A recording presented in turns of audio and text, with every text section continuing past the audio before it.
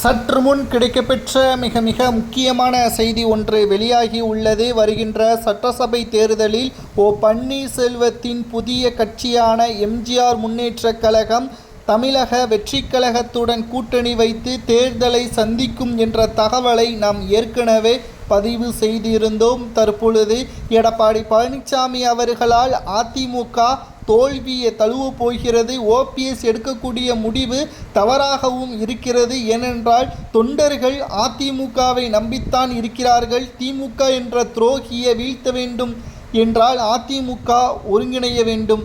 OPS ஒரு சில வாரங்களில் இந்த முடிவை தாமதமாக எடுக்க வேண்டும் என்று அடிமட்ட தொண்டர்கள் ஓபிஎஸ்ஸிடம் கடிதங்கள் மூலமாக தெரிவித்து வருகிறார்கள்.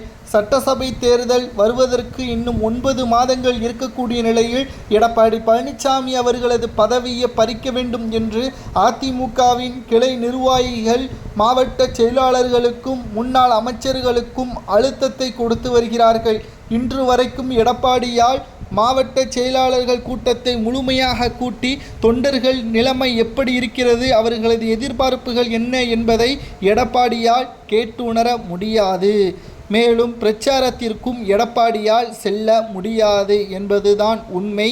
வருகின்ற சட்டசபை தேர்தலில் எடப்பாடி பழனிசாமி அவர்களுக்கு எதிராக ஓபிஎஸ் களத்தில் இறங்கினால் அதிமுகவின் தொண்டர்கள் ஓபிஎஸ்ஸிற்குத்தான் ஆதரவுகளை தெரிவிப்பார்கள். என்ன சின்னம் என்பதையெல்லாம் பார்க்க மாட்டார்கள். ஓபிஎஸ்ஸின் முகம் இருக்கிறதா, எந்த கட்சி, ஓபிஎஸ் யாரை வேட்பாளராக நிறுத்துகிறார், யாருக்காக ஆதரவுகளை கேட்கிறார் என்பதுதான் அதிமுகவின் தொண்டர்கள் பார்ப்பார்கள். இது அதிமுகவின் இரட்டை இலை சின்னத்திற்கும் அதிமுகவின் மறைந்த தலைவர் எம்ஜிஆர் ஜெயலலிதா அவர்களுக்கும் மிகப்பெரிய ஒரு இழப்பாக மாறும். இது ஓபிஎஸ் மீது தவறா என்று கேட்டால் எடப்பாடி மீதும் முன்னாள் அமைச்சர்கள் மீதும் தான் தவறு. ஏனென்றால் கட்சி ஒருங்கிணைந்து எதிரியான திமுகவை வீழ்த்த வேண்டுமே தவிர உட்கட்சி மோதலில் காரணமாக எதிரியான திமுகவிற்கு கொண்டாட்டத்தை உருவாக்கிவிடக்கூடாது.